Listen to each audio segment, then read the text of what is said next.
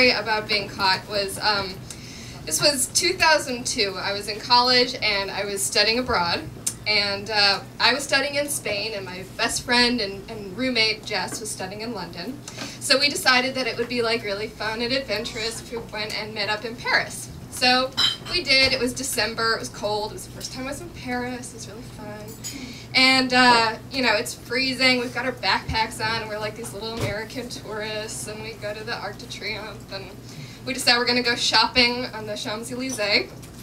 And, you know, like, this is my first time to Europe. Everything is all a glitter and a glow, and it's really exciting. And so we're walking, and we get stopped by this couple, this Asian couple who kind of says, you know, starts talking to us and says, oh, you know, where are you guys from? And we're saying, oh, we're from America.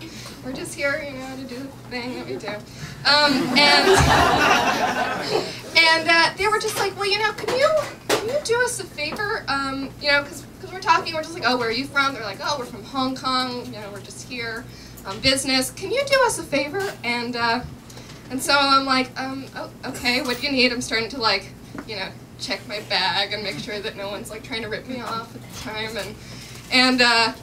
And this woman, this woman has a very thick accent, and I can't really understand what's going on, but she's like, we need you to buy us a bag.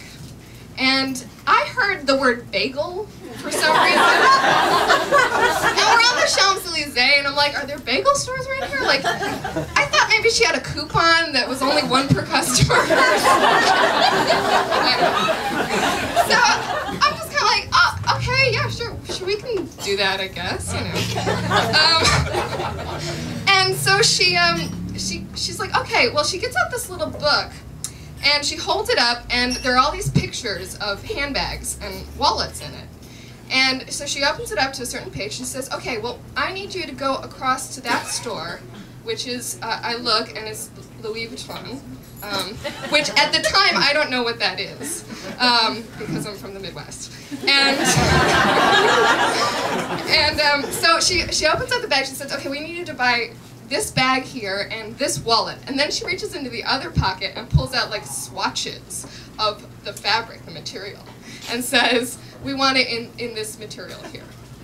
So then the man that is next to her this whole time reaches into his pocket and pulls out 1,000 euros in cash and just starts one at a time counting them into my friend Jess's hand, and she's just holding her hand open.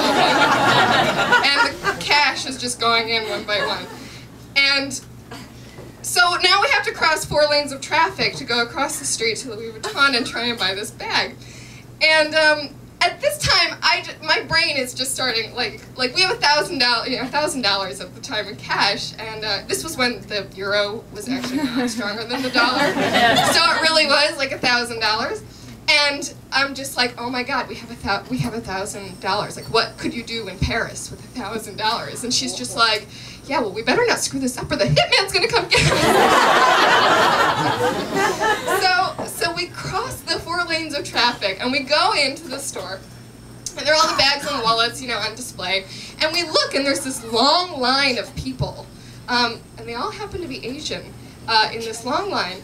And so, for whatever reason, we kind of get into the line, and the line's moving pretty quickly, and we go up to the counter, and we're, you know, we have the $1,000 in cash in Jess's pocket, and we're just like, okay, we need to get that bag here in the catalog, and that wallet, and the woman behind the counter is like, okay, would you like to pay cash or credit? And we say, cash, and she says, well, you cannot buy this bag and this wallet. And we say, why not? She says, because that money is not yours. Someone gave it to you. You should just go give it back. And we're just like, okay. So we cross back over the 4 lanes of traffic. The woman in the suit is still standing there, and we're just like, sorry, they wouldn't let us. And she just sort of like takes it exasperated, and they walk off, and then the $1,000 just left Jess's hand again. And then we were just sort of left going, I don't know what just happened, but that we got caught.